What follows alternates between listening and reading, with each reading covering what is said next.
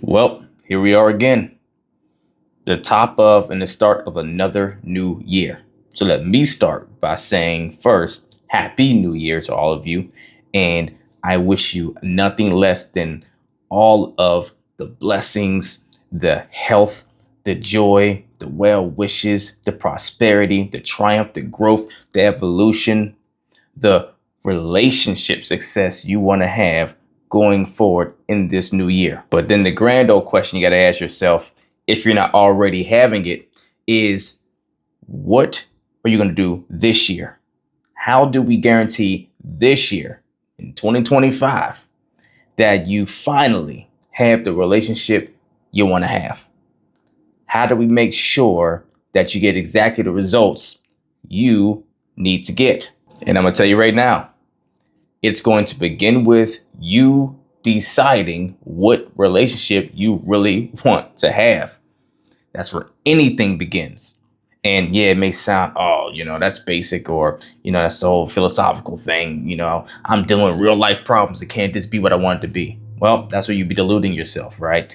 Everything starts with a decision, a choice. And from that choice, we then get into what is required to make that choice. What we decide it is what we need, a reality. Now, I'm not one to get on the whole train of New Year's resolutions and all that stuff because, it really doesn't have the sustainability behind it. People do it year in and year out, and they wind up doing the same things year in and year out, right? But what I do love about the New Year's resolution idea, or what the starting or beginning of a new year represents, is it really gives us a little window opening and insight and look into what we are capable of when our focus is locked on something, what we actually can create as humans, because we're great at that whenever we're dialed in enough. So if nothing else, I love that the new year provides an opportunity for us to do that, reflect and reset, to really lock in on something that you can be consciously aware of that you want to shoot for, right? And your ability to start to build momentum around that thing, which is exactly what's required if you're going to have the relationship you want to have in this year. So the very first thing you have to do in deciding the kind of relationship you're going to have this year, right? Whether it's the relationship you're going to find, right? Because you're still dating, or it's the relationship that you're in and where it's going to go from where it's been. Or maybe the new relationship you're building with someone that you want to make sure it goes a certain way. First thing you got to do is get clear on what does the relationship you want to be in look like in practice. Paint me a picture. If I was sitting in front of you watching a movie reel of your life and it was your future reality of the relationship you're going to have, what am I looking at? Right? Break it down, because we can't plan for and take steps towards anything that we don't have vetted out with clarity as to what the vision is. So decide what that's going to look like. And look, people always say, it can't be exactly the way I want it to look. Yes, it can. See, the first mistake we make is we start thinking towards the future with all of the doubtful things in the equation, all of the challenges and the hurdles and the obstacles. And we say, well, I would love to have it this way, but that's too much of a fairy tale. No, it has to be this way because this, that, and the third is going on. Or it can't be that because I won't find the man or the woman out there that's going to be decent or do their part and all these things. So we start watering down our vision, right, of what we want it to be. And we start making it some kind of rendition or some alternate version that's embodying all of the doubt that you have, instead of just thinking of what do you want. Your brain's best ability is to imagine, right? Visualize things and bring those things to fruition. And it can do that best whenever you allow it to run wild. The only thing you have to ask yourself is what's required now to get this relationship, this vision I see, to make it my reality. And so to keep it more in the simple layman's terms and more tangible, right? To not get philosophical on you, right? When you're asking yourself what I want in my relationship, what it looks like, and you start breaking down what does that look like in practice, then you need to be asking yourself, who do I need to become in order to fit into my role in this vision. Because if you're doing it effectively, right, and you're breaking down what this relationship looks like, you should be breaking down how you operate in this reality. What's required from you in order to have that reality? Heck, who do you need to become or be to attract the person that is best to help you live in that reality? Or who do you and your partner need to become currently to shift your relationship from where it is to where you want it to go? And what's a great way to itemize this? Well, start with the top 5 standards you need to begin living by or do a better job at living by, right? In order to be on the vibration, the frequency you need to in order to live in that reality of a relationship.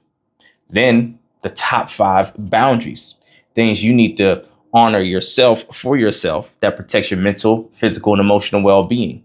And that may even come down to like environments that you don't allow yourself to be in or be around or what have you, right?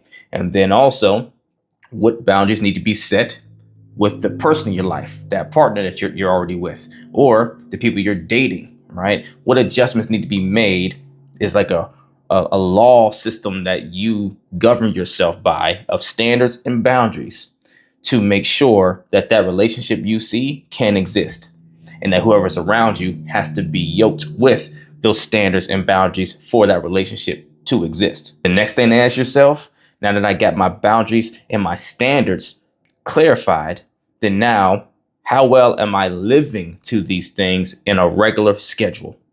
You want to take those tangibles as to what the 5 top standards you need to live by are, what that looks like in practice, the top 5 boundaries you need to set and live by, and make sure other people honor that are going to be there in your life and respect it as well, that partner or whomever, right? What that looks like in practice. And then where do these things in practice fit into an actual practical week of mine, right? What does my weekly schedule need to look like to honor these things? So just to give an example, if you're talking about standards, then this should be, maybe a fitness routine, the type of diet that you have, the amount of intentional time you put into self-improvement and maybe reading books or things, something to evolve yourself. Life goals, right? What you're doing daily towards an overall bigger goal for yourself. Something of purpose, right? What are you doing to make your life feel like it has significance and matter so you can have that fulfillment, inner joy, right? Where do all of these things fit into your daily practices, weekly practices, and even monthly practices? What does that look like? That should create a schedule of a life for you. And therefore, if you create a schedule of a life for yourself, then now we're thinking towards that vision of the relationship you're going to have. How does my partner in my life need to be operating to make this make sense as well, to complement what I'm doing? And so that us together creates that reality I would love to live in, that they should want to live in as well.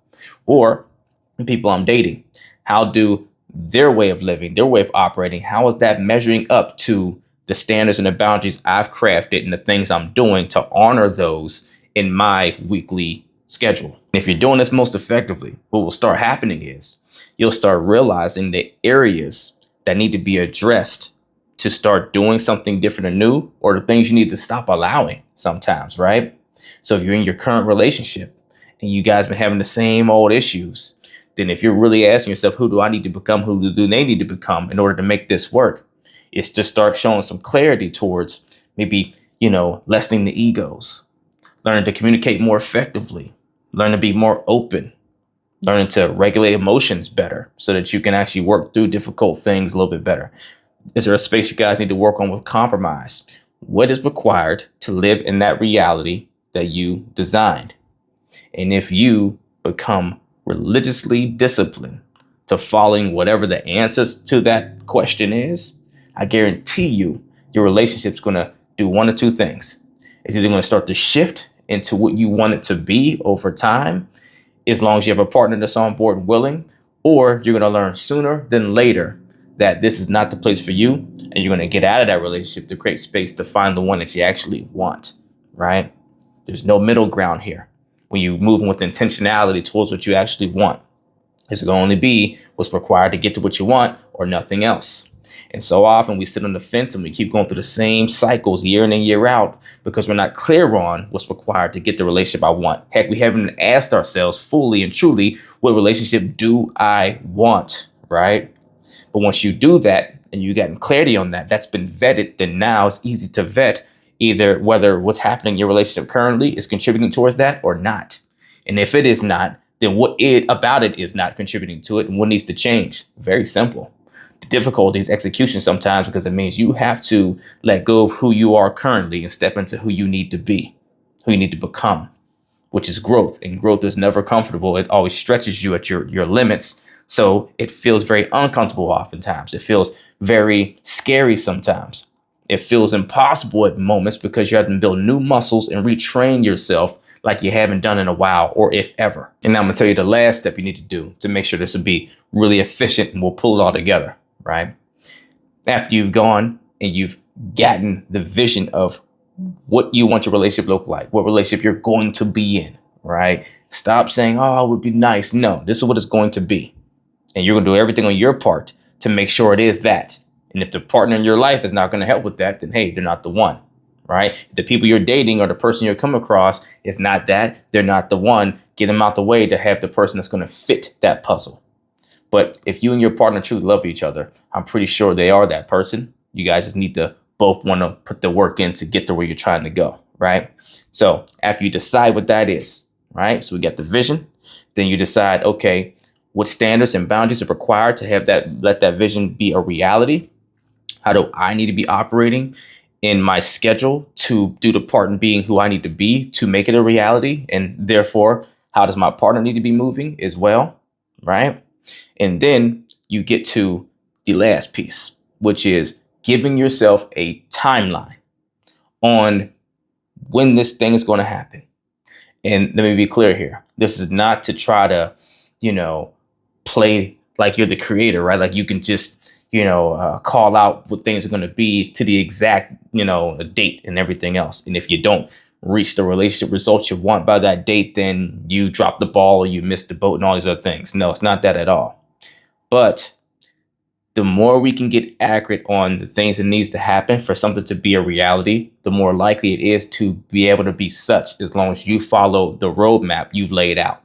So whenever you have a vision for what your relationship is going to be like, what it's going to look like, what that reality is going to be like, and you start to walk from that end result backwards, the steps required to get there, the standards and boundaries required for it to exist, and all those things, then now you can start putting some idea of time frames as to how long it takes to do these said things to get there, how much repetition and conditioning is going to require for you to make it a norm to see that results or reality in real time. What is going to be required from you to put the work in to build the emotional intelligence or the communication skills or what have you. You can be way more precise at managing and seeing where you are on your trail of growth or your mission towards getting to that reality. The more vivid you paint how long it takes to do said things that are required for that reality to exist by the vision that you've created. And the best part is when you just choose the time frame you want this to happen in, right? Now, let me say this within reason, not meaning, I want this relationship to be that way tomorrow. It's not even possible because the repetition hasn't happened to build the conditioning to get you to be the person you need to be in 24 hours to be able to have that relationship, right? So when I say decide when within reason of yourself, what you can say makes realistic sense in your mind, what seems obtainable, what seems to be something you can wrap your mind around, right?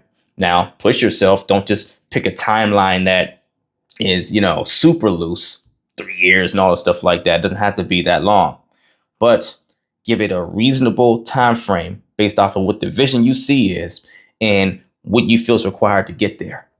Right. And here's the great thing about doing that when you choose the time frame, because yes, things take time and you want to do a good job of trying to say, well, how long may it take? But humans usually underestimate what they're capable of when they're picking something for the long term. When they're picking far out, they underestimate what they can do in that time frame, and they tend to overestimate what they can do in a short period of time, right? So you want to pick what you want and when you want that relationship to be that, and then what is required to make sure that it happens by that time period when it comes to those standards and those boundaries and your way of living and that schedule. What's that schedule need to look like, and how much of whatever on that schedule needs to be happening to get to where you want to be and have the relationship you want to have in that time frame that you have picked out. So a quick recap: decide the relationship you're going to have, what's in that vision, paint the picture. Decide the standards and boundaries required to be lived by in order for that future to exist. Create a tangible weekly schedule of those standards and boundaries being acted on in practice, and decide the timeline in which you're going to get there to have this relationship. And lastly, track your progress once a month to see how you're doing on your timeline towards your new relationship reality. You do this and you follow these steps and live them religiously, and I guarantee you your relationship results are going to be night and day in 2025 and going forward for the foreseeable future than they ever have been. Let's get it.